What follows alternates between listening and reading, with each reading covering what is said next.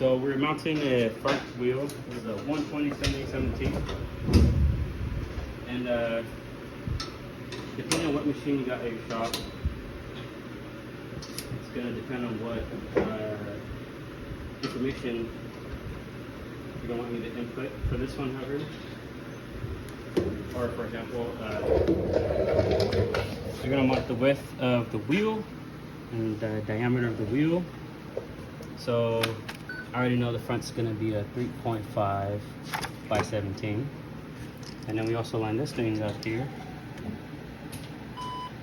And then all we do is you're gonna spin it. And we're gonna see what it reads initially. If we're lucky, it'll bounce out already.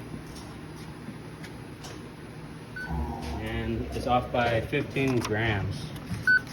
A half ounce, 15 grams, same thing. So then what we're gonna do here is I'm gonna look for any weights here on both sides in the middle. And it looks like there isn't any. So if you read this thing, I believe most motorcycle tire machines are the same. Balancing machines are the same.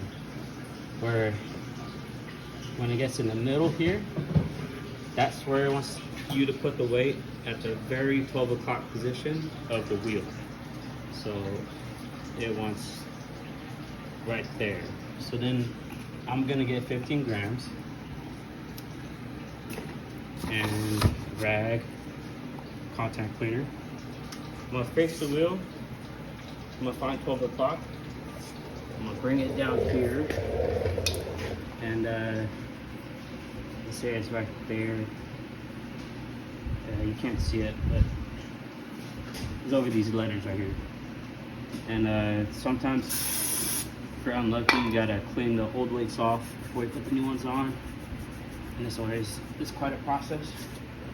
What I do is I get this rubber scraper, and you want to here, and I use a scraper and kind of just go after old adhesive like that. I'm gonna scratch it off pretty good. And remember, we don't gotta go too wide because we're only putting 15 grams, so that's only 3 weights worth of space.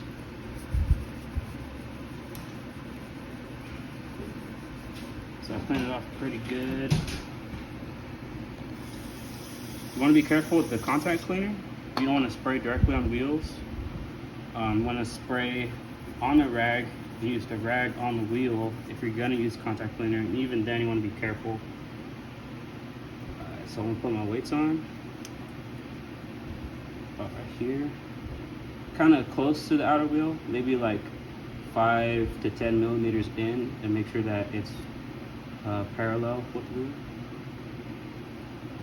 Then I'm gonna push down good like that, and then I'm gonna wiggle the top and make sure that the adhesive doesn't move, and it doesn't, so that's good. So all we gotta do now is we gotta spin it again and make sure it reads 0, which means that there's no imbalance anywhere.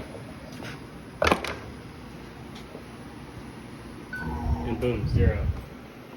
And that's it, we're done. Thank you, Josh.